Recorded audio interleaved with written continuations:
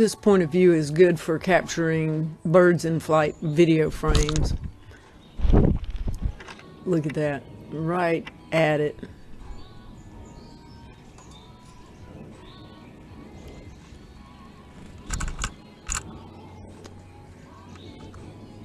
First a cardinal, then a chickadee, and maybe even a nuthatch in there. Definitely a male cardinal. There's that chickadee again. And the sounds in the background are pretty interesting too, because you have to kind of guess what they're attached to and what they're moving around. And at one point in this little video, you can see the cat going in the back 9 along the privet row.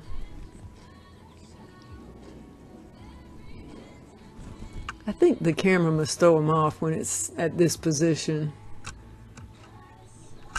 So, all of them have their virtues and limitations. Here's some of the captured video frames. I think they're neat. There you go.